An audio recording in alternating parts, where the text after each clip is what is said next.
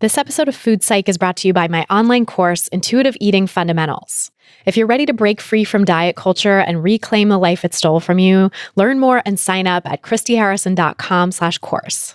That's christyharrison.com/course. Welcome to Food Psych, a podcast about intuitive eating, health at every size, body liberation, and taking down diet culture.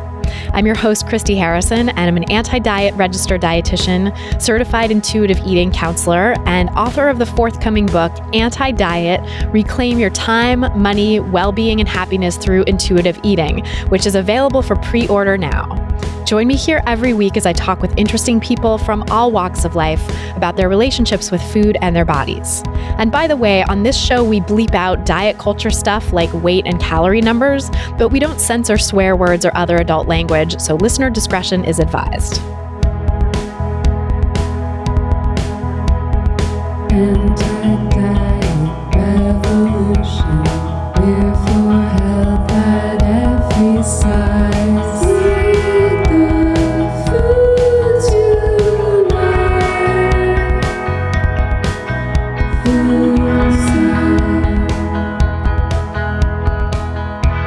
Hey there, welcome to episode 206 of Food Psych. I'm your host, Christy Harrison, and today I'm talking with Rachel Estapa of More to Love Yoga, who's back for her second appearance on the pod. We talked about why mindfulness is a tool rather than a be-all, end-all, how seeking validation on social media mirrors seeking weight loss praise, how to balance vulnerability and boundary setting when we're sharing our lived experiences, the role of forgiveness in healing from diet culture, and so much more. I can't wait to share it with you in just a moment. It's a great conversation, and I shared some personal stuff of my own about boundary setting and how I was feeling when we recorded this. I'm happy to say I'm feeling a little less burnt out than I was when I was talking to Rachel on this episode, but you'll hear what I mean in the episode shortly. But first, I will answer this week's listener question. It's from a listener named Kelsey Graham, not Kelsey Grammer of Frasier, but Kelsey Graham, who writes, "Hi, Christy. First, I want to say thank you for your podcast. It's fantastic, and I've learned a ton, both personally and as a practitioner. My question today is about advertising yourself as an intuitive eating professional. I'm a professor and offer a small number of health coaching services as an intuitive eating counselor on the side. I'm very intentional about not advertising weight loss and explain the dangers of dieting and seeking weight loss with new prospective clients during their consultation phone call.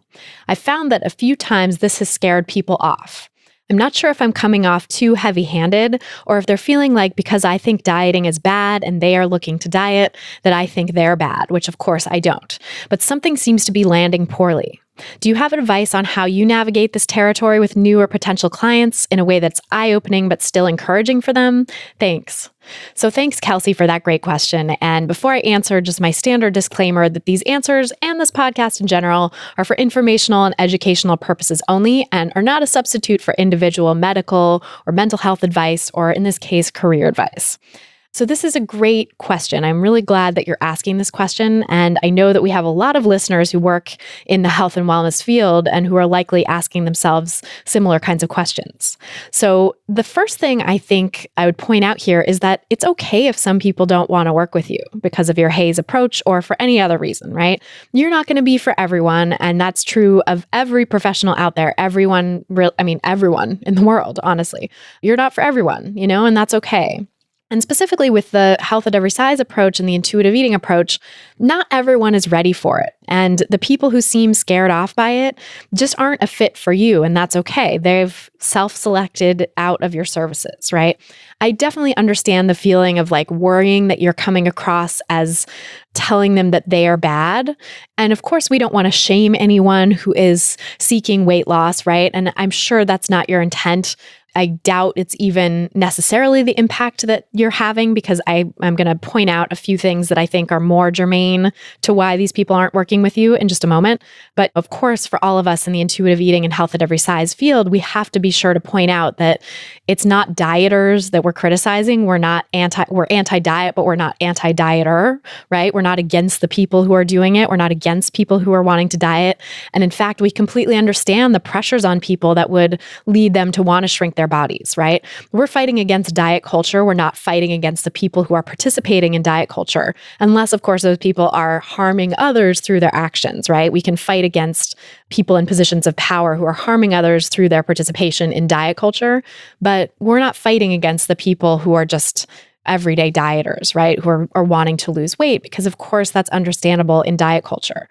And so our job really, I think, as intuitive eating counselors or other health and wellness professionals working in this space, working in health at every size and intuitive eating, is to tell people the reasons why diets don't work, the reasons why intentional weight loss is likely to do more harm than good, and then allow them to make their own choices, right? But in that process, those of us who are really committed to this movement, and as a certified intuitive eating counselor, I know you are, we also can't collude with the diet mentality. We can't support diet culture by encouraging weight loss or tacitly endorsing weight loss or, co-signing someone's weight loss, et cetera, right? So we have to draw a line. We have to be in alignment with our values while also honoring that some of the people who work with us probably do still want to lose weight and have that in the back of their mind.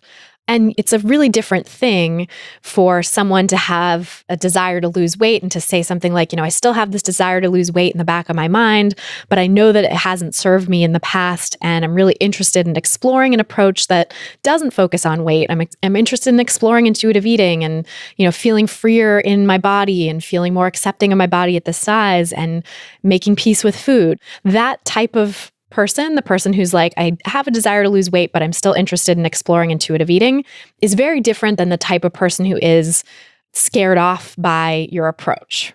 So that first type of person is one that you can help and one who's ready for an intuitive eating and health at every size approach, while that second person who gets scared off is clearly not ready. And if you did somehow convince the second person to work with you, it would most likely be just a matter of a few sessions before they left to go find someone to do weight loss because they really weren't ready for intuitive eating and health at every size. Now, I know as a practitioner, as a provider of healthcare services, I know there are the economic realities of running a practice, and it's totally understandable that you might feel like you can't afford to turn any clients away at this point, and that you should just do whatever it takes to get people in the door and then shift them over to an intuitive eating and health at every size approach after they start working with you. But I will share that I've found, and I know a lot of my colleagues have found this too, pretty much every colleague that I've talked to about this issue has found that that approach of sort of baiting and switching or getting them in the door with one thing and then kind of trying to transition them over into intuitive eating and health at every size just leads to frustration for both the practitioner and the client because neither of you is really getting what you want or what you thought you signed up for. So I talked about that a bit in last week's episode with Lindsay Krasna about how, straddling the fence and having some of your marketing talk about weight loss or weight management while also offering intuitive eating and health at every size is just confusing. And it's not in alignment for the practitioner, which ultimately takes a toll on your well-being, on your ability to do this work and feel good about it. And it's not helpful to the client either. It's really just frustrating to the client. And as Lindsay and many other people I know have shared, and as I've experienced myself in my work, you can actually have a much more thriving practice where people seek you out specifically because of your clear commitment to intuitive eating and health at every size if you stop straddling the fence. And that's been true for so many of my fellow practitioners in our field as well, no matter where their own bodies fall on the size spectrum. I also had a look at your website, Kelsey, and I just had a couple of thoughts on how your marketing might be bringing in people who are looking for weight loss. That's really the crux of this issue, I think, is that your marketing is offering one thing, right? It seems to be offering weight loss, and then your talks with them in your discovery call is offering something else or kind of contradicting what you say on your website. So the first thing I noticed was that there are images of you leading exercise classes and you're in a thin body and so are all the participants. And that kind of photo just unintentionally sends the message that working with you is going to lead to thinness, even if that's not at all the message you're meaning to send, right? It's just these kind of images really just tell a story or set a tone. And so that's the first thing that maybe could be giving some people the idea that this is kind of diety, right? That what you do is sort of weight loss oriented. So a better photo to use to illustrate your services might be something like a stock photo of athletic shoes or a yoga mat or, something that's not at all having to do with people or bodies. Or if you want to show people, you could show someone in a larger body moving in a joyful way, in a non-punishing way, none of those terrible stock photos of like people measuring themselves or feeling bad about themselves while moving, right? It's looking for things like stock photos on sites like Representation Matters, which we'll link to in the show notes. And I also talked with Lindley Ashline, who founded it back in, forget the episode number, but we'll link to her episode in the show notes too. So, you could do something like that, right? Stock photo of someone in a larger body enjoying movement, or of a group of people in larger bodies or diverse types of bodies engaging in movement together and having fun. And then the next thing I noticed on your website as I sort of dug in, which might be more germane to why people are expecting you to do weight loss, is that there are weight loss testimonials on your website. And I've had conversations with people before who pitched me for the podcast or approached me about something, and I was considering working with them, and I had a look and was like, oh my God, there's weight loss testimonials on this person's website, and told them, and they were like, I had no idea. I totally forgot those were there. Thank you. I'll take those down, right? So I have a feeling that maybe you've forgotten about these testimonials too, but I was able to link to them pretty easily from your homepage. And there they were. So that is definitely something that would attract people who are looking for weight loss. And so I would recommend taking those off, really going through all the testimonials you have and just taking out the ones that have anything to do with weight loss. And then one other thing is that I think you could get even more specific and clear in your messaging to say that you specialize in intuitive eating and health at every size, and get rid of any vague terms that could be interpreted in a diet culture way. Like this phrase from your site really jumped out at me. It says, "We use evidence-based guidelines to help you develop wellness strategies that align with your values, lifestyle, and goals." Someone who's looking for weight loss or who's in diet culture, right, and the diet mentality can easily read that to mean that you'll help them lose weight. And conversely, someone who's really ready for intuitive eating might actually be scared off by that sentence because it sounds a little diety. So the person who's really ready might see that as like, oh, she sounds diety, I don't know, and then not even book a discovery call with you. Whereas the person who's looking for weight loss is like, okay, cool, sign me up. She's going to help me lose weight. That's what my quote unquote goals are, right? My goal is weight loss. And she says she's going to help me move towards my goals with evidence-based strategies or whatever. So it sounds kind of diety. So I would work on getting rid of phrases like that. Or this other sentence stood out to me too. It was straightforward and evidence-based strategies for improving eating habits. And so that says to me like, oh, she's going to tell me how to eat, and she's improving eating habits, quote unquote, means that there's a bad way to eat and a good way to eat. And so a potential client who's looking for weight loss or who is in diet culture is going to assume that that means you'll tell them what to eat and not to eat, and you'll tell them all of this in service of weight loss, right? Whereas a potential client who's really ready for intuitive eating might be scared off by that phrase because it sounds like it could be another diet. So you're probably actually, with your marketing, doing a lot of filtering already without even knowing it, so that by the time someone gets to a discovery call with you, they've already weeded themselves out if they don't see themselves represented in your site. And I think that includes a lot of people who are actually really ready for intuitive eating because, as I've said on the podcast before, diet culture is trauma. Diet culture is traumatizing. It creates a trauma response in people who've been exposed to it, especially people who've had negative experiences over a long period of time with dieting. And so for people who are in that boat, the phrases that sound a little diety can be extremely triggering and can make people feel bad and feel anxious and kind of want to run away, even without knowing why.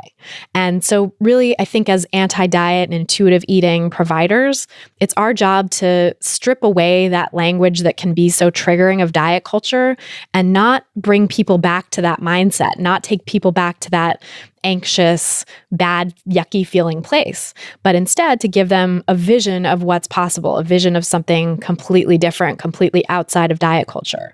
And we do that by using clearer language, by taking away those words and sentences that can be easily twisted in service of diet culture, and being more clear and specific that what we offer is actually intuitive eating and health at every size. And we don't tell you what foods are good and bad. We actually help you discover what foods you like and enjoy and open up to the foods that were previously forbidden on all of your diets. And we help you learn to nourish and care for your body at whatever size it is, including the very largest bodies, and that we don't discriminate based on body size. We'll never tell you to lose weight. We'll never stigmatize you for your weight, right? So all of these things are more specific specific pieces of language that you could put into your website to really attract the clients who are ready for intuitive eating and who want to work with you as an intuitive eating counselor versus the people who are like looking for weight loss and want to work with a weight loss coach, because then it's that bait and switch moment where when they get on the phone with you, they're like, why is she telling me about how weight loss doesn't work and diets are bad when I thought she said on her website that she was a weight loss coach, right? So that's just kind of my like quick scan of your site. But I think that just changing some of those details could be really helpful, and maybe doing a bit of a deeper dive into all your content to make sure it's really in alignment with the intuitive eating coaching that you're doing, rather than sort of an older version of your brand and business that, because we all have websites that evolve over time, right? But if you are still stuck in an older version of your brand or business with your website, people don't necessarily know to expect something different now. I teach an occasional course on marketing called Master Your Anti-Diet Message, where I go into all this stuff in a lot more detail. And I actually walk you through the process of reviewing and revamping your website to bring it into alignment with intuitive eating and health at every size principles. So if you want to know more about that, you can sign up to get more info at christyharrison.com/message. That's christyharrison.com/message. I've been doing that course as a live online workshop a couple times a year for the past few years, but actually this year has been so busy for me with writing and editing my book that I haven't had time to offer it live yet. So I'm thinking of actually releasing a recorded version of that course that you can take anytime, sometime in the future. So if you'd be interested in that, if you want to learn more and just have me email you when that's available, if I end up doing that, you can sign up for my email list to get notified at christyharrison.com/message, and we'll send you all the details whenever that happens. So I hope that helps answer the question. And if you want to submit your own question for a chance to have it answered on an upcoming episode, go to christyharrison.com/questions. That's christyharrison.com/questions, and you can submit your question there. And then if you want to ask me any question you want and have me answer it much more quickly, actually ask multiple questions every month and have me answer them by the next month, you can join my online course, Intuitive Eating Fundamentals. In that course, I do an exclusive monthly Q&A podcast where you get to ask me all your own questions and have me answer them within the following month. And you can also listen to hundreds of answers I've given to other participants over the last several years so that you can really work through all the different sticking points in intuitive eating and put them into practice in your own life.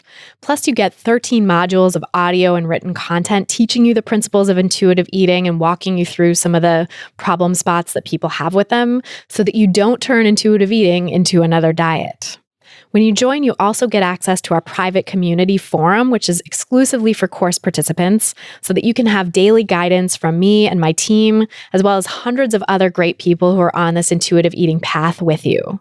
A participant named Lisa recently said, "I've just finished with Module 9, and I really feel like I'm less obsessive about food these days and have stopped restricting. It's such a relief." Another participant named Kareen said, "I enrolled in the Intuitive Eating Fundamentals course and it is fabulous and so helpful. I feel such a debt of gratitude to you for what you're doing. I knew I was spending too much time and energy focusing on food and exercise and worrying about my body, but I had no idea how much of my life it was sucking away until I was on the other side. And I can never go back. My life has opened up and I have the headspace to pursue things I'd never imagined." If you're ready to break free from diet culture and reclaim the life it stole from you, you can learn more and sign up for the course at christyharrison.com/course. That's christyharrison.com/course. And now, without any further ado, let's go talk to Rachel Estapa. So Rachel, welcome back to the show. I'm so glad to be talking with you again.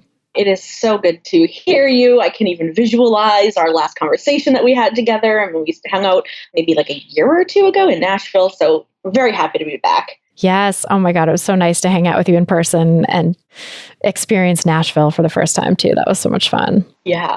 I am so excited to hear about everything you've been up to since at least the last time we spoke on the podcast, but also the last 2 years have been such a whirlwind of change for you, it seems like. And you were on the show last in episode 101, which was released in April of 2017. So that's like, probably we recorded it like a year and a half ago, I would imagine. Or sorry, two and a half years ago by the time this comes out. A lifetime ago. A lifetime ago. Yeah.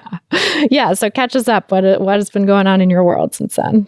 Oh, man. Well, I have been very active with growing More to Love yoga and so excited to share and report back that lots and lots and lots of new people that have never tried yoga before can say that they have tried yoga before with me, both in person and online. And the biggest piece from the last time we talked is that I won a really big national wide contest with Bank of America and MasterCard, specifically to grow More to Love.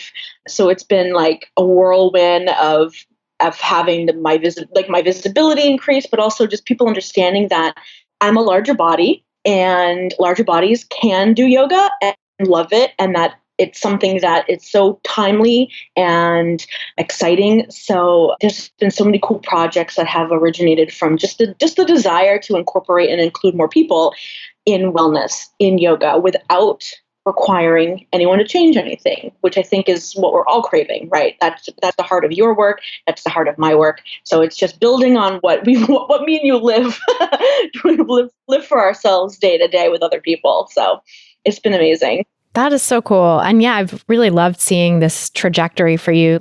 I think it's rare in our space for someone to get recognized by it almost feels like the powers that be, like Bank of America and MasterCard are such big names. And to win a contest to grow a business that is specifically devoted to helping people in larger bodies accept themselves and love themselves without trying to shrink themselves is kind of revolutionary and just mind-boggling, It's pretty amazing that this is where we are as a cultural moment. It really is. And I had that conversation with Bank of America and MasterCard, and also other larger institutions that I'm partnered with, like the Kripalu School of Yoga. I've worked with Harvard University, Mass General Hospital. The work that our peers have been laying groundwork for the past few years, they get it. And they're seeing the value in including people and just changing the tone, changing the conversation, that people want a different relationship with themselves, and they're being smart about it. Bigger places are this is where their interests are going, and also owning kind of the things that have made it bad for people in the past. So I actually had a really long conversation with Bank of America and being how are you as a corporation going to be responsible to the little person, right? The one-off person, and not feel exploiting. And they haven't. It's so progressive. I've worked with almost entirely women on the team, which says something too. But the tide has and is shifting. There's plenty more to go, but I'm cool with taking the little wins as they come, because it's just there's momentum. And more people are realizing that, well, it's not that they don't realize that diets haven't worked. We've known that, in our souls, in our bodies, we've got tons and tons of really good evidence, right? So people are finally finally, there's this sense of relief, and then excitement comes back in. And that's really been the most amazing thing, at least for me, to see that, because it mirrors a lot of my own transition from, being focused on becoming a smaller body, because I was kind of raised that way, and just the messages that be, and having a breakdown. But then from that, creating a whole new path where my wellness and my well-being is still at the center as it was. It's just in a way that is way more authentic, way more energizing to how I want to live my life. And that's what's so cool to see that happening for other people. And it's just going to keep going. Well, that's awesome. I'm so curious too to dig into this piece with, Kripalu and Harvard and some of the large wellness institutions, because Bank of America and MasterCard's financial institutions, that's one thing to be financially backed by them. That says a lot already. But to be getting into the mainstream wellness field, and the working with people who are, or with institutions that are so entrenched in that system of viewing bodies and food that is steeped in diet culture. That's got to be so interesting, and I'm sure was a process. Yeah, well, so at least for Kripalu, I can talk about that one. For those that aren't familiar with it, and I'm a yoga teacher, and I, for years and decades, my whole life, had a very clear mental image of what a yoga body looked like. Very thin, very flexible, like a gymnast type of flexibility, really pretty, usually very blonde and thin and white. But also there's this aesthetic of not being clumsy and messy and real. So when I was learning yoga, I definitely had that. I was comparing myself to that mental image. But the more that I started practicing yoga, the more I felt like this was such an amazing tool for my own healing. And when I was kind of had this haunting thought, and I'm sure you've had this too, or anyone has had this, where this idea, this pull keeps coming back to you, and you kind of like, I can't become a yoga teacher. Like, I don't look like, you just sort of downplay, right? And the voice just got too loud. And I approached Kripalu because which is in my hometown, my home state of Massachusetts, but it's in the Berkshires, and it's sort of like the largest wellness center and yoga center in North America. Long lineage, like the best of the best go there to give their presentations. And I was like, you don't have anyone that looks like me in your catalog. I practice yoga, and I love it, and I don't see myself being reflected in that. I want to change that. So I'm going to go to school and learn with you guys. And they were like, awesome. Like, we love this. We want to be able to make yoga much more diverse, but not give lip service to that. And they have been such an amazing partner. I've led my retreats at Kripalu, and I've been able to design all of my More to Love yoga retreats to be a safe place for larger bodies coming. And also, this coming fall, going to be speaking for the first time at their annual yoga teacher conference about how to make your yoga classes plus size friendly. So, timing in life is a lot of energy, is a lot of the things that we have to work on, but it has to start with me knowing and saying to larger institutions, there's an opportunity here, and for them to realize that they can't ignore this anymore, right? They can't ignore how bodies have been treated and clinically diagnosed for decades. Like, the collateral toll is much worse than what they're quote unquote trying to fix with people. Kripalu has been wonderful with that. And even at Harvard, like, I created a wellness program within a central administrative office that has been going on for 5 years. And I come in and I sort of give guide. So, like, places want to feel that they're progressive, but you can't just like slap it on there. They're actually in the ways that they can, through programs, through initiatives, through partnerships, saying like, yeah, let's make this easier for you to reach people, for our people to get support in a different way, especially in the wellness arena where there's so much baggage. So much diet culture. Yeah. Mm-hmm, mm-hmm. And it's interesting too, like this idea of wanting to be progressive and sort of bringing fat acceptance into that fold, right? Because I think historically, even progressive people, and especially in the quote unquote wellness space, people like Michael Pollan or Marion Nestle or Eric Schlosser, ostensibly very progressive thinkers, actually still have tremendous amounts of weight stigma that they disseminate through their work without even seeing it and realizing it. And I think that's gotten so woven into how progressive people think about food and speak about food and the food system and our food culture. And so to sort of bring that out and say, to call out weight stigma or to counter weight stigma in these more progressive spaces, I think is huge. And I think too, like you're saying, that organizations that see themselves as progressive, that have a lineage of being progressive in various other ways, have to sort of wake up to that and say, okay, there's been something missing in our effort to help all people or to be equitable in our work. Yeah, I mean, and it's something like, it's, in honesty, this was sort of an accidental avenue of my work. I didn't intend to sort of be partnered and affiliated and known to be with like larger companies, because that really started with what I talked about in the first time we had a conversation on your podcast, was that like owning your own story. There is so much power in being truthful about what you experience and then sharing it. And this is just a continuation and an expression of what I have learned to believe is so powerful in my life, and really is at the heart of More to Love, meaning there's this part of you that is timeless, that is essentially yourself. And how do we make our lives just an extension of that?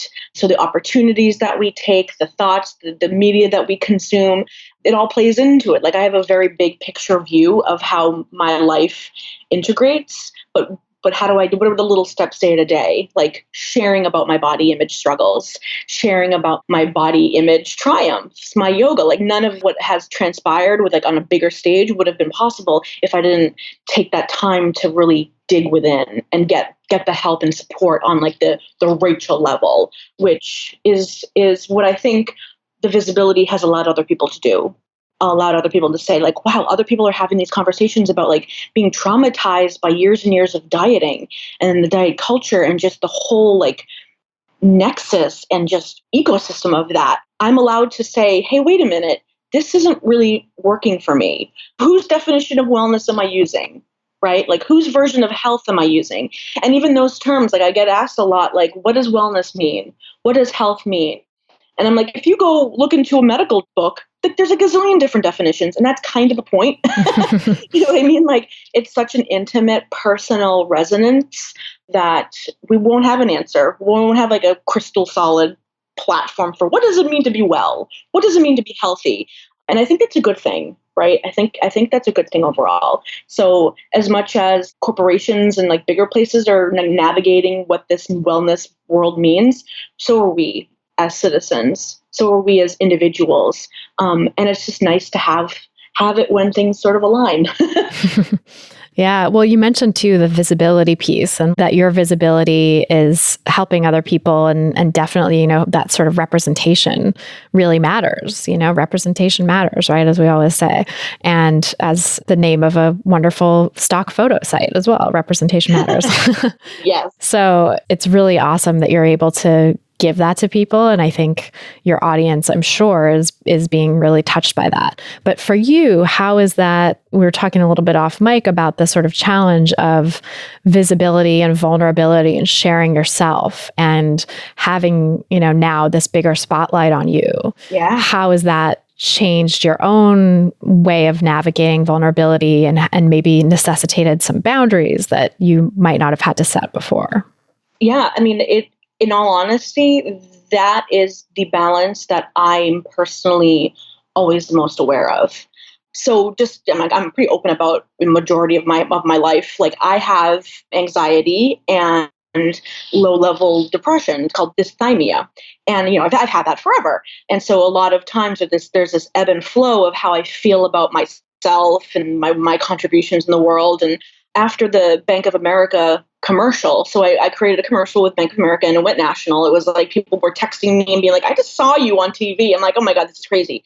And a lot of amazing comments and support came from it, but also a lot of nasty and negative comments came from it. So around the end of last year, I was having like a visibility hangover where I felt so incredibly seen and proud, but also very vulnerable because More to Love is based upon a transformation of my own, like the biggest issue that I've had with myself. How do I relate with my body, my larger body? And I'm very open about it. It is not something that I would ever say like, oh, I'm all settled and fixed with it. That's kind of not the point.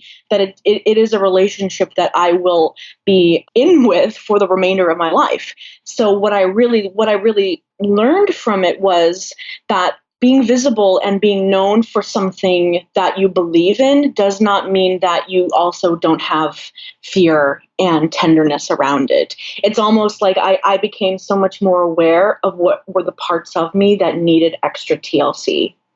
And it also made me feel much more connected to the things in my life that did give me love and support, like my family, like my friends, like my daily routines and habits. So it became a self-care spotlight, right? Because we can get, and I can see how people can get so caught up in that, like, do it for the numbers, do it for the likes, do it for the visibility.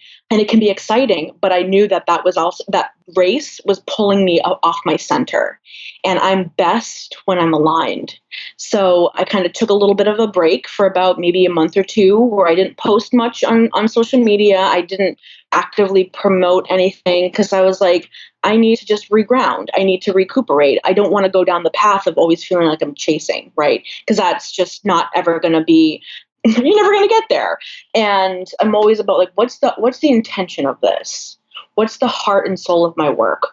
And it really is, how do you relate to your ever-changing self? So if I can't talk about more to love and I can't teach yoga to larger bodies and do all of that unless I'm living it, unless I'm taking the time to be uncomfortable, to like understand like why did that random stranger's nasty comment like bother me so much more than like all my loved ones' praise. Like it's those little things. And we do that with every scenario, right? Like how do those little hiccups and bumps pull us away from ourselves? And it's not for me, it's more important about giving yourself the conditions and the parameters to help guide you back, like yoga for me, being quiet. I realized that I needed to reinstate a wind down routine into my day where there was this sort of like, I didn't have to do anything. I just had to like be still and take things that were pleasurable for myself. Like I created like a whole new skincare routine from it. Like so it became an opportunity to like reconnect with things that I love. But that wouldn't have necessarily happened unless I had this really big, stark contrast of like, everybody knows my stuff, but that doesn't mean that that I have to change who I am, that I'm a different person. Yeah. So it's been an interesting ride. And especially now. So another thing, I was on a billboard all around the country. Oh, that's right. Which was obnoxiously hilarious. And again, like, so people like, how are you not excited about this? I was like, of course I am. But I'm like, I work on being grounded, so, and if more people get to learn about yoga, then awesome. Like, that's the way it should be. Well, yeah. And I think that's such an important piece of this too, is like connecting to the message and the why you're doing it. Because I mean, I've found for myself as I've become more visible and I'm sort of gearing up and trying to steel myself and do some preemptive self-care before the book comes out, because I know that's just going to take it to the next level of visibility. But I found that as the visibility has increased, I've gotten more and more sort of attached, and I think it's impossible not to, like more and more attached to the praise. But when you get attached to the praise, you also get, you're suddenly judging yourself by external values and measures. And so it's impossible not to get pulled into being hurt by the criticism too. Oh yeah. It's almost like a drug, you're chasing that dragon, you're chasing that high of like the first time someone recognized you or gave you some good feedback or whatever, it was like, felt so wonderful and really got in there, at least for me, like really sort of landed and made me feel good. And now it takes more and more to do that. It takes more and more good feedback to sort of make a dent in my day-to-day self-image or my day-to-day just kind of going along and doing my thing. But it also doesn't take as much, weirdly, like takes even less criticism to make any sort of dent, And I think that part of, we were talking off mic about how I'm actually going to take the rest of the summer off from podcasting. And I'm actually going to try to take all of August as much as possible off of work as I can. Like I have a vacation planned in there anyway, but I'm also going to try to not work very much except for on the book and like the little last minute stuff that has to be done, and just take it easy and reground, because I feel like I've gotten away from, because things have gotten so busy for me, like I've gotten away from some of my self-care routines and my ability to decompress and unwind in the ways that really nourish me. And I'm feeling that. I'm feeling that in my body. I'm feeling that in my ability to be present and to have fun and enjoy my work, and also to unplug and enjoy my life outside of work. It's really been hard for me at the end of a day to sort of mentally step away, even if I physically wrest myself away from the computer and out of the office and like go to another room, I'm still mentally in it. And so I'm like, okay, I need to get back to the practices that help me shift gears more easily. Yeah, I mean, that really is the point, right? The thing that I'm personally the most afraid of, and just to be honest, is having another depressive relapse around this, to being fatigued mentally, physically, emotionally, but also, because I use this term, spiritually, that the thing that fuels me turns into a resentment. And I don't want that to be the case. I think everyone kind of has that thing where you, and this is, I'm going to say this may be an American thing. I'm not sure. I've only lived in America, but this belief that passion has to be 100% of the time. And that any deviation, especially when you're an entrepreneur, any deviation from that, like, work it, grind it, hustle, like, how many times have we heard those terms? And I'm saying this, and it's not like anything brilliant. That's the next sort of thing to kind of come back down to the ground, meaning like the way that we have forced ourselves to push, to strive, to be more, to be better, to be faster. It's unsustainable and it's damaging in a way that the same way that diet culture has been, the way that we've treated our bodies. Now we're so focused on how productive we are. And that's what I personally deal with a lot with. Like, it's so easy for me to have, a very good work day for 6 hours or something. And then right when I take a little break, I get guilty. I get guilty about it. And that sucks because it's a no-win for anybody. And the term is self-care. I sort of think about it into like a couple ways. Self-care, I got my manicure and pedicure today after a long time. I don't consider that self-care though. I consider that just like grooming, like to me, self-care is the stuff that you could do it in the middle of nowhere. No money required, no appointments required. And the key point is nobody else has to know. And that isolation, that being alone, that like not doing something for the praise of others, that's really hard.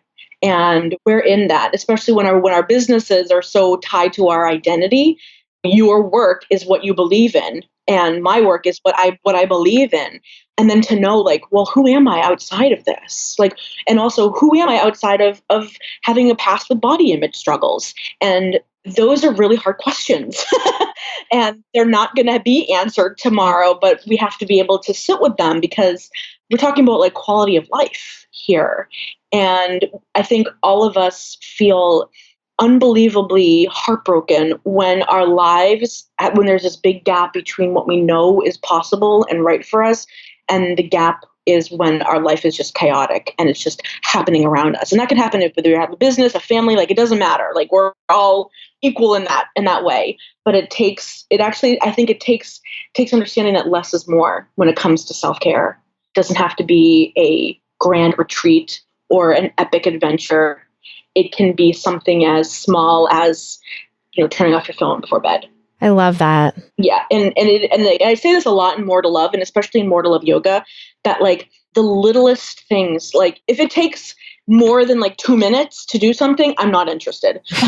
Like we don't want to have like another thing to do in our life. Like, so I'm so focused on like helping people, just when you're breathing, like when do you stop breathing? Are you like those little things, like a breath? Like who cares about a breath? Your body cares about breath an awful lot. Your nervous system cares about your breath an awful lot. It's the little things. And I have to remember that too, because I am such a big picture thinker. Yeah. Well, and I mean, like what you said about American culture, and I would say maybe Western culture / capitalism in general, pushing us in this direction of like productivity. I think it really extends to like social media too, like always feeling like you have to perform your worthiness, perform your lifestyle, quote unquote. And all of us are brands and we all like have to be the face of our business or whatever, which I mean, I've really fought against in my work and I don't do that. And, I think that in some ways helps my self-care and my mental health, in some ways hinders my business, but I sort of refuse to go that route. But I do think still we're sort of pushed to like share about our self-care or share about every little thing that we're doing. And there's this constant sense of, I mean, I have heard people in our space, like people in this self-actualization field and, specifically around health at every size and fat acceptance, like heard people sort of half jokingly, but not really actually kind of seriously say like, if it wasn't on Facebook, it didn't really happen or whatever, and I'm just like, oh, I cringe at that because what does that say? Like, what are we doing to ourselves that we can't feel fulfilled or that we've lived a life or done something if we didn't share it? And I would say even like the verb to share on Facebook or Twitter or Instagram or anywhere else is kind of like a misnomer. I don't think it's really sharing so much at all. It's like, it doesn't feel authentic in the way that the word to share actually means, where there's like reciprocity and there's community and vulnerability. Like it's often just sort of going out into the void. I think especially as we get more and more visible. Yeah, that propensity to prove right? Because that's really kind of what I think is at the heart of why we share stuff online. It's to prove worth. And when even me just thinking about that, the first thought that came to my mind was that how I used to crave the compliments for active weight loss. When people would comment, "You look so good." How at first that's like the druggy part of it. That's like this is why I'm doing it. Their approval, their validation, their recognition. And it's a human thing, right? It's like we're humans, that's like what we do. We're wired to connect. But it's just interesting how things can pick up from one area and get planted into another. And again, like I said, I personally struggle with that. What do I want to be recognized for and with? And what do I want to own and have purely for myself or those that I really genuinely care about? And that's a conversation about vulnerability, intimacy, your own way to sit with yourself, which is uncomfortable and which is not praised at all in a capitalist society. We're broken down into how efficient can we be. And healing and transformation and growth, not efficient at all.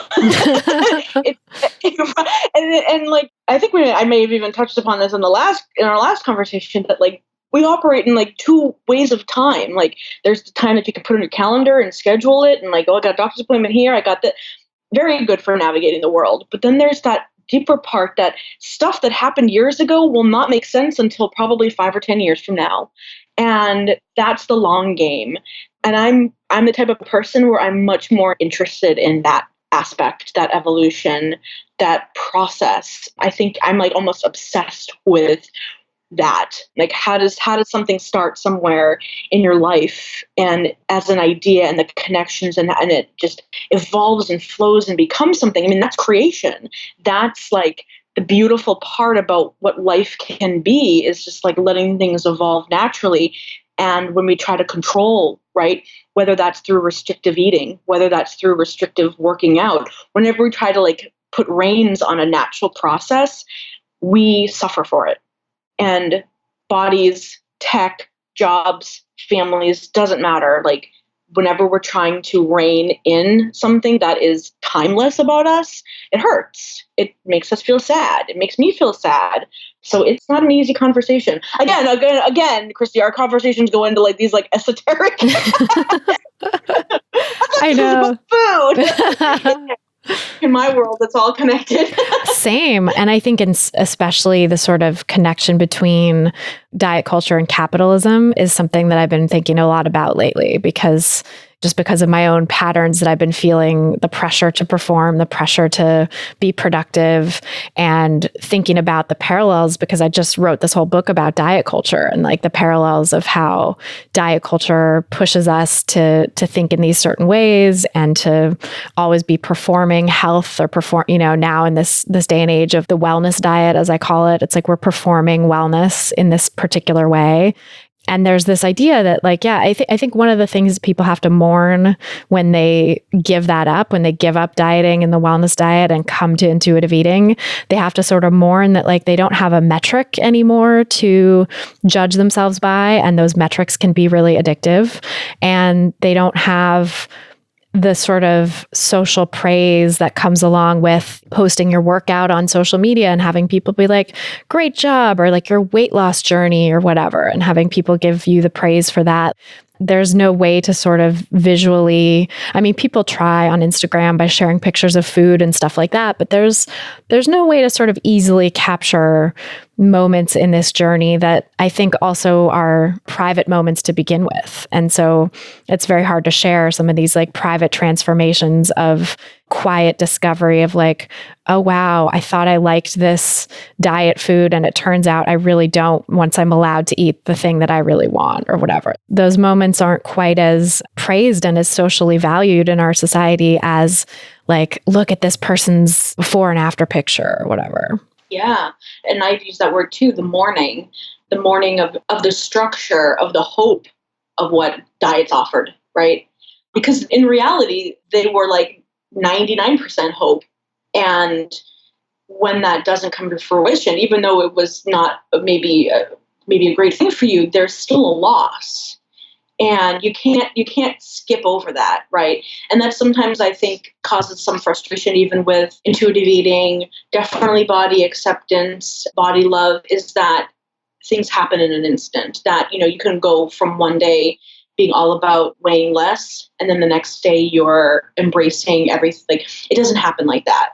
It's a process that has to start with unraveling and mourning what didn't work out, and that's an intimate thing. And if you want to share it, I think it's very cathartic to share. At least for me, when I was really unraveling and unpacking my own history with dieting and how ingrained it was, like, it was very cathartic to share that. But this was also before I had a business, right? Like, I didn't make that. So it was for me. It was 100% for me. Which, again, that's like another conversation. How do you transform that into a business? I don't think I would be successful if I hadn't unpacked it. Right. You know what I mean? Like, there needs to be that. I think unpacking it and doing that work for yourself before starting a business is so key, because I see people who are still really in the thick of things, like really early on in the journey, trying to start a business around helping other people heal or whatever. And I think that can be so fraught because they get pushed into a position of leadership that they're not ready for, that they still need it to be just for them, but they're not letting it, or it's not allowed to be just for them anymore. And that, I think, can get really complicated. Absolutely. I mean, that was one of the harder transitions for me. Personally, I've been practicing yoga for over a decade, for about like 11 or 12 years. But More to Love today has only been around for about 4 years with the yoga. So I had to make a transition that my personal yoga that I need is not what I do with More to Love necessarily. And that's okay. You see a lot of people sharing, especially yoga, like sharing online, and people have become wildly successful from it. And it's awesome. I personally never felt that it was an alignment for me to share my own yoga practice, which seems bizarre because I'm a yoga teacher and I'm known for teaching yoga. But that was a choice that I made. I can't be a good teacher and help other people if I'm not aware of the boundary between when is this for me as the person in the healing and continuing to take care of that, and then the line between supporting and being there for others. I had to learn that. I went to coaching school to learn those differences. So there's a skill in the transition between doing something that is for yourself and then translating it into helping other people. And it's not about me, right? And you think of the same way. Like, when you wrote your book, I would assume that you had in your mind what is valuable to other people, what is something that maybe sharing. Of course, sharing your stuff is going to come into it. My stuff is always brought into it, but it's not the end. And that's the point, that it's open-ended, that I can let go of the outcome because I'm not connected to how other people interpret my work in that way, which is kind of crazy to think that way. Like, how people want to run with what they experience with me. I love it. Like, I think that it's beautiful for someone to come do a yoga class with me or take a More to Love program. I'm not monitoring their quote unquote success or how a diet would be, like following it. Like, it's open-ended in a way. I need that. And I think it's so much more empowering when people feel that they can create their own sense of wellness, their own sense of health, and just kind of have this mishmash of stuff that now that I'm explaining it to you, now I don't feel so bad about why it took me so long. You know what I mean? Now I'm like, oh yeah, that's why. Wow. Okay, cool. Like, I feel better. I feel better that I didn't jump into this like 10 years ago. I'm glad it took the pace that it did right now, because I had to learn how I wanted to be with myself and the work. So good. Yeah. I actually really identify with that. I actually have spoken about this on the podcast before, but I had a book proposal that I was working on 10 years ago that was kind of similar to what I ended up writing. It was like a cultural history of emotional eating. And I was very in it at the time too. I still thought of myself as an emotional eater. I was like motivated largely by my own issues with food and wanting to understand them and doing all this research to try to, and I was weaving in some memoir as well as having it be about this cultural history. And thank God I didn't write that then. Thank God I couldn't bring myself to finish the book proposal. There was just something not sitting right with me. I couldn't figure it out. I couldn't like reason through how to structure this book or how to write a sample chapter or whatever. And so I just kind of like let it sit. And that was always in my mind when I ended up doing the podcast a few years later, starting the podcast. And through this winding path of doing the podcast and starting to do this work professionally and getting to a place of true recovery and helping other people, that it was only through that I was able to then write the book that I wrote now. And as a journalist, I've been a journalist now for almost 17 years, I think. And in that time, I've seen fellow journalists writing books left and right, and all these people much younger than me getting book deals. And it was often a source of frustration and comparison and shame and sort of self-abnegation to see this and be like, why haven't I written a book yet? I so want to write a book. I'd like tried a couple other proposals after that first proposal and nothing went. And I was just like, had all these feelings about it. But now looking back, I'm like, thank God I did not write any of those books that I wanted to write sooner, because now I actually feel like I'm in the place to do it justice, and also for all the fear that I have around like stepping into that greater level of visibility, the greater level of trolling I'm going to have, and sort of like trying to create my boundaries and shore up my self-care before I get to that point. I know that I'm in such a better place that I'm even aware of that, even aware of needing to do that stuff. Because 10 years ago, I had no idea. And I was just like an open book and an open wound, really walking around the world. And that's not a great position to go into like a really visible place from.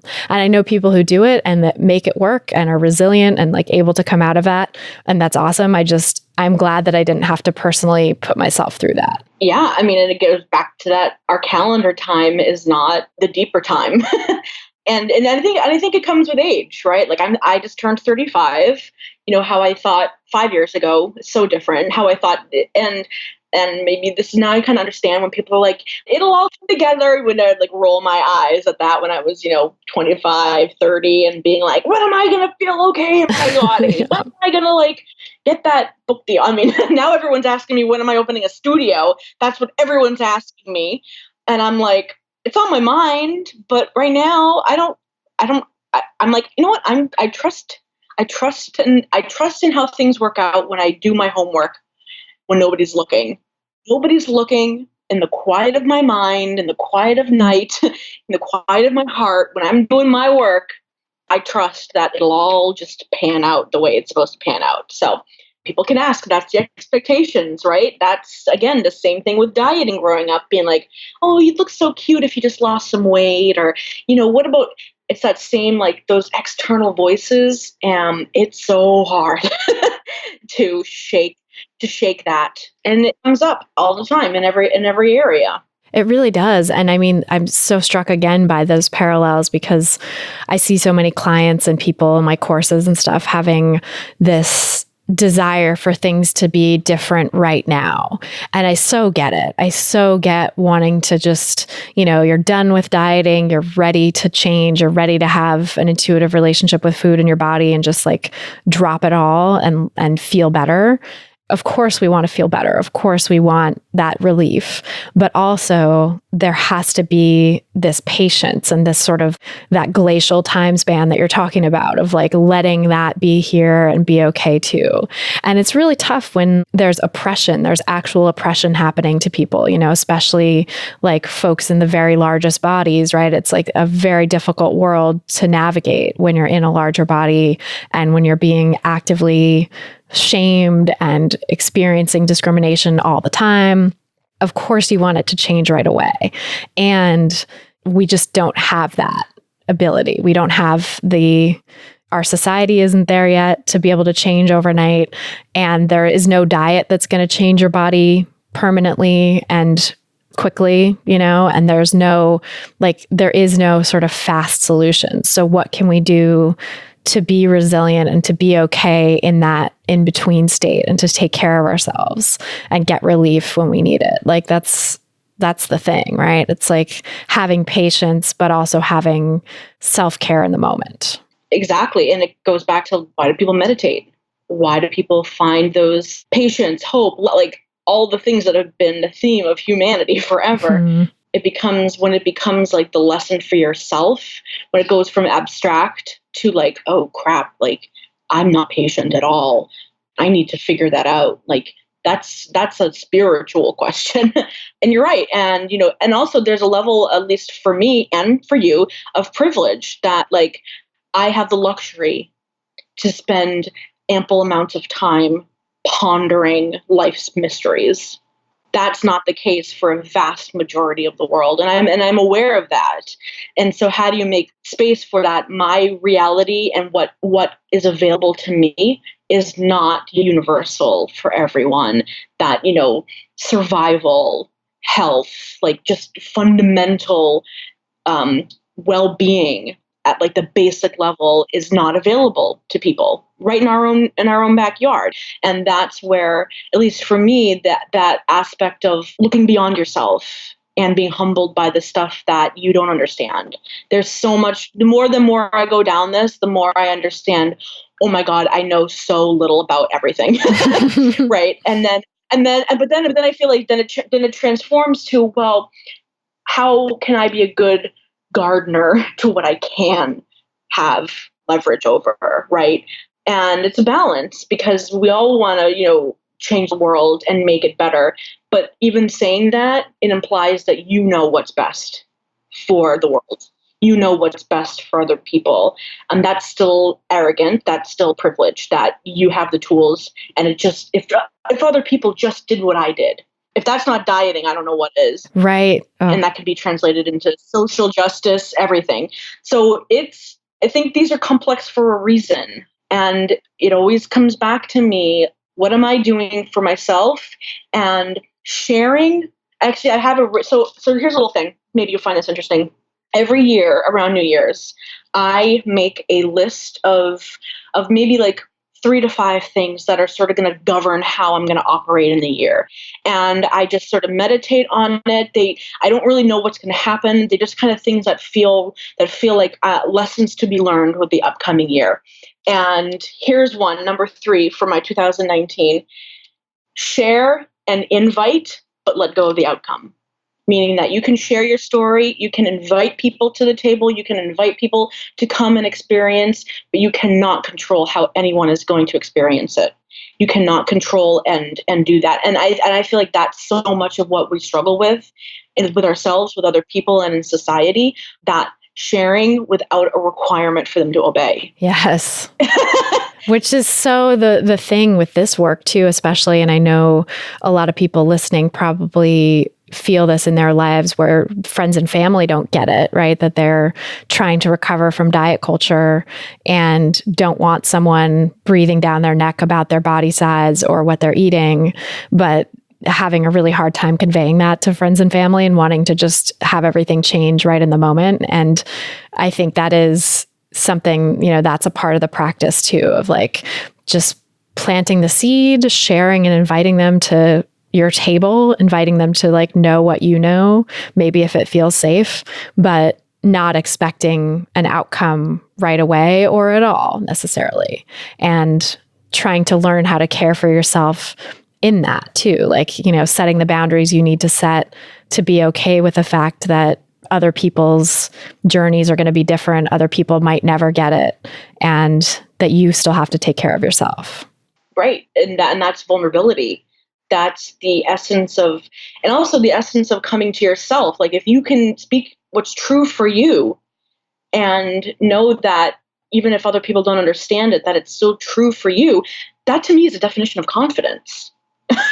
That is it, right? Like everyone else can be thinking something else, but if and this isn't to be like alternate facts kind of thing, like there's something like, you know what I mean? But I have to say, it is interesting that the conversations that we're having in like the bigger political realm, these were the lines blur. And it's just kind of crazy, but we're not going to go down that road. I'm just going to say. Right. And there are like objective realities. It's too much. It's too much for our brains to wrap around.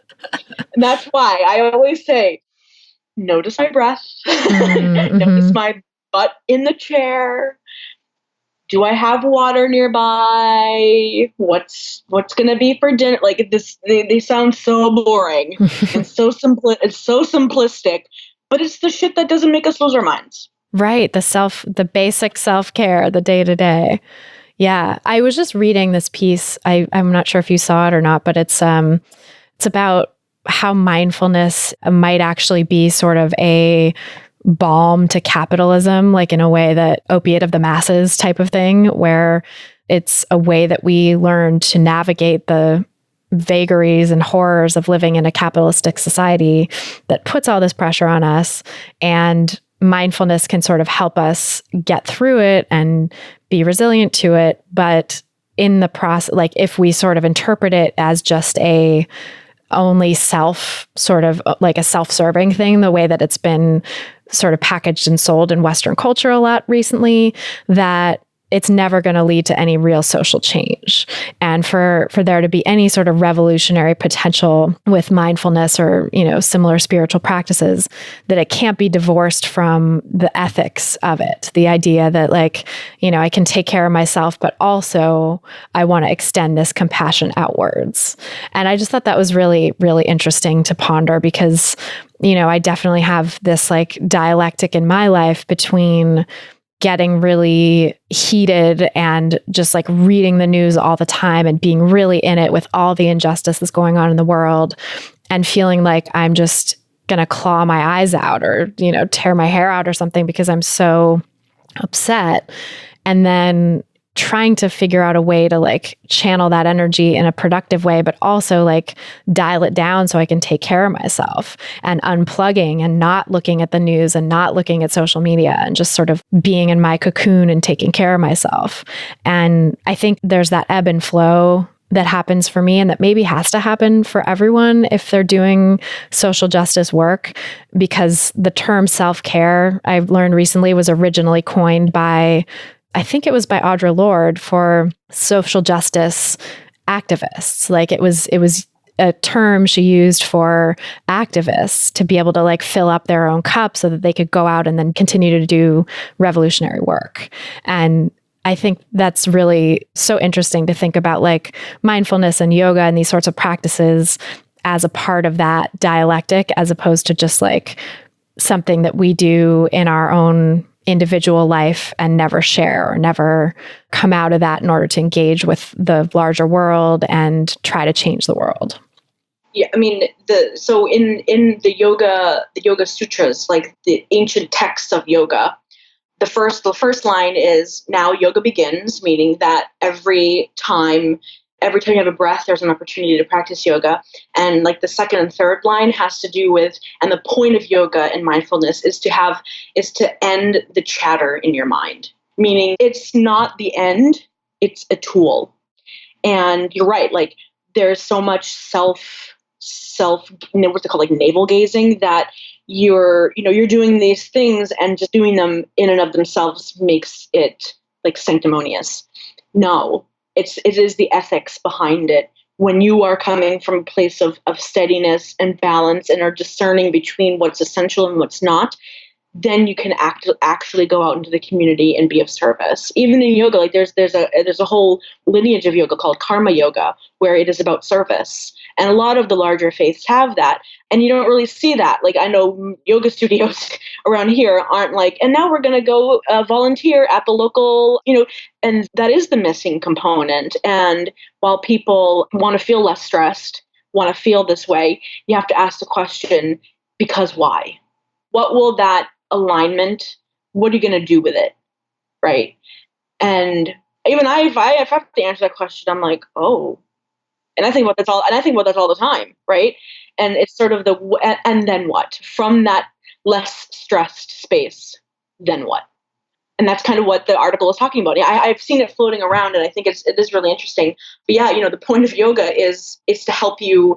The word is called vritti, which means chatter in Sanskrit. And that's kind of what they're yoga helps end the cessation of chatter in your mind. That's really about what I'm trying to do. That's great. Yeah, it's something so simple, right? So simple. It has nothing to do with lemon water and tight leggings and getting your leg around your mind. It's making you not be frantic. They were just there. That was they were just trying to cope with their life.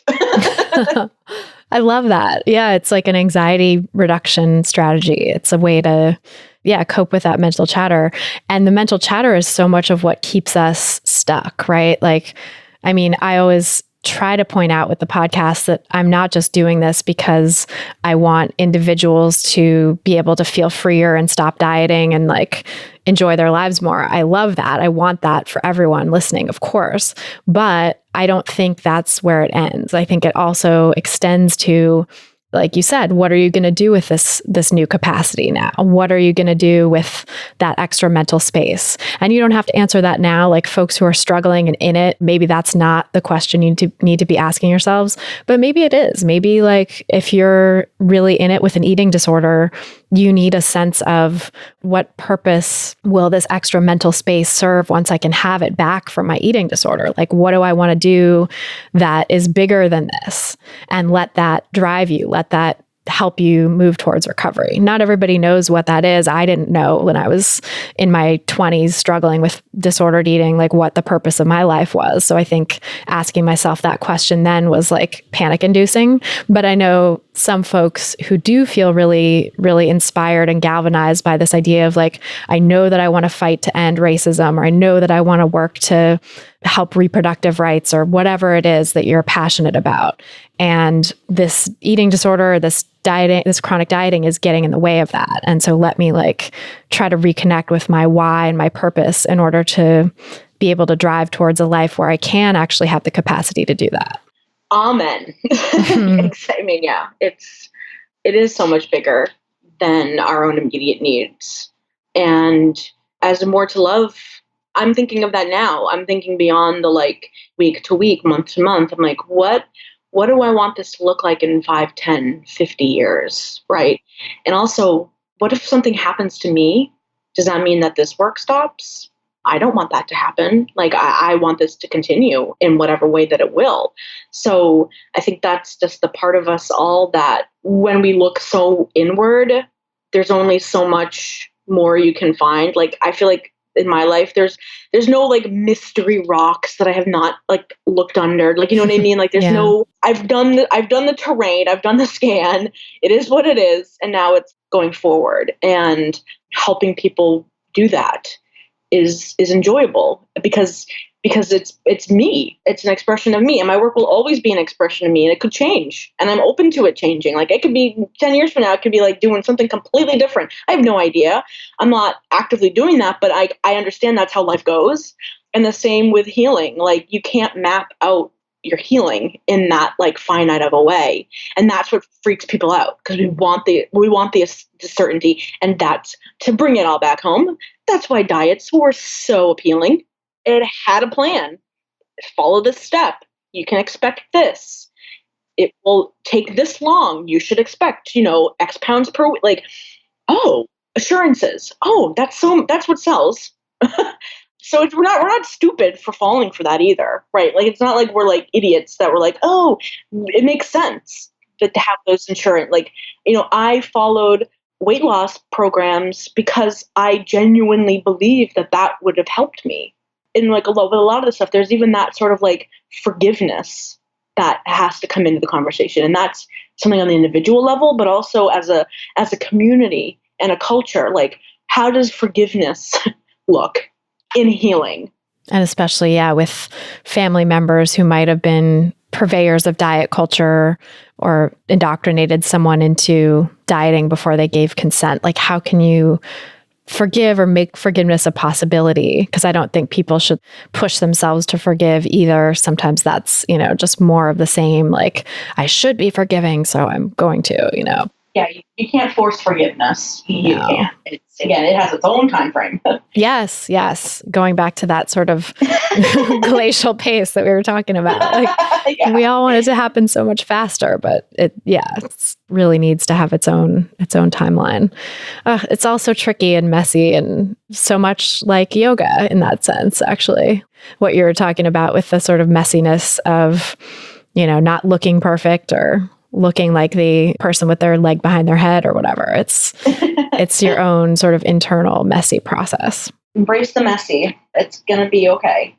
Well, tell us, in terms of yoga, like what you've been up to with More to Love and your new project, Homebody. I'm really curious about that and how it ties into all the other work that you do. Yeah. So as More to Love grew, I'm based in Boston and I teach regular classes here in the Boston area and retreats, but More to Love is seen by a lot more people that are in the Boston area. So I wanted to create a way for folks to experience yoga and More to Love yoga in the safety of their own home, meaning that I literally, through the program, take you from how do I even make a space in my home that feels like I can relax in, and sort of giving some tips both physically and also mentally on how to set up your space for yourself. And then going through the whole, but there's if you're going to practice with me for about 6 weeks, what would you learn in 6 weeks with me? And the other piece that I really wanted to make sure that I was helping people do is that the classes are about 45 minutes long, but the lessons are all like 5 to 7 minutes long, meaning that you don't have to take away an hour and a half because that becomes too much. You're able to watch modules and themes and different, how do I make space for my belly? How do I increase balance and flexibility? So all the poses, all the little snippets are done in short, easy to watch videos, because I find that it can become too much, right? And if you're sort of going at your own pace, it's easier for you to really take your time and sort of go back to the mechanics and fundamentals of things. And then the classes, which are also all taped, put the pieces together and they all have themes.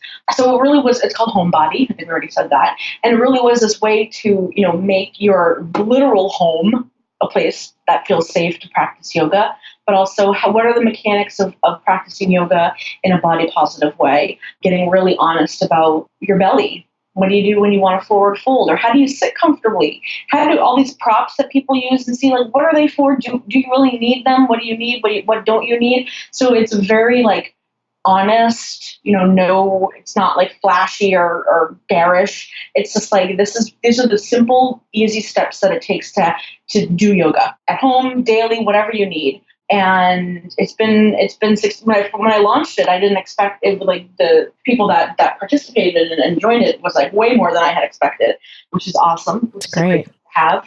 And yeah, so it's available through my website, and I have some even introductory videos that are free for folks to download, just to kind of get you excited about yoga and excited about moving in a way that's not going to be burdensome. You don't have to clean out a whole room in your house and change your lifestyle around. Again, I kind of built it with the knowledge of how much diets require you to rearrange your life so much. And for me, that was always a point of anxiety where I was I can't keep this up. So I wanted Homebody to not be a burden. I wanted it to feel like something that you could easily integrate into your life and also take it on the road with you. So you can watch it on mobile devices, your laptop, it's available on all devices. 2 minutes long, or maybe you have 50 minutes long, doesn't matter. So that's awesome. That's the goal. Yeah. I love it. Where can people find that? moretoloveyoga.com. And when you go on there, there's a big button. You can't miss it. It has all the info for you. Fabulous. We'll put links to that in the show notes so people can find it, and definitely recommend people checking it out, especially if you're new to yoga or just want to start a home practice, because I think it's really awesome to have that ability. And like you said, it doesn't have to be burdensome or a whole thing or getting a class pass package or schlepping yourself to a yoga studio. It can just be really simple practices you can do every day at home. Yeah, that's the point. Homebody. Love it. Well, thank you so much, Rachel. It's always a pleasure talking with you. And I love the depth and breadth of this conversation. It was so juicy. Yeah, thank you for having me back. So that's our show. Thanks again so much to Rachel Estapa for joining us on this episode. And thanks to you for listening. If you've gotten something out of this podcast, make sure to subscribe to the show on Apple Podcasts or iTunes or your favorite podcast platform, whatever that may be. You can see all the places to subscribe at christyharrison.com/subscribe. That's christyharrison.com/subscribe. It's also super helpful if you leave us a nice rating and review in your podcast provider of choice and share this episode with a friend or loved one. That helps new people discover the podcast and helps spread this anti-diet message far and wide. If you're looking for some practical tips to help you get started on the anti-diet path for yourself, go ahead and grab my free audio guide, 7 Simple Strategies for Finding Peace and Freedom with Food. Just go to christyharrison.com/strategies to get it. That's christyharrison.com/strategies. To get full show notes from this episode, including all the resources we mentioned, plus a full transcript, just go to christyharrison.com/206.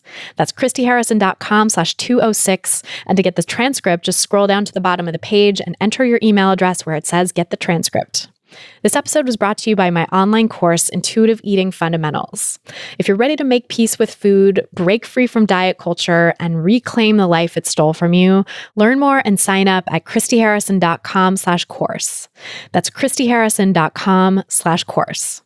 A big thanks to our editor and engineer, Mike Lalonde, our administrative assistant, Julianne Watasek, and our community and content associate, Vinci Chue, for helping me out with all the moving parts that go into producing this show every week.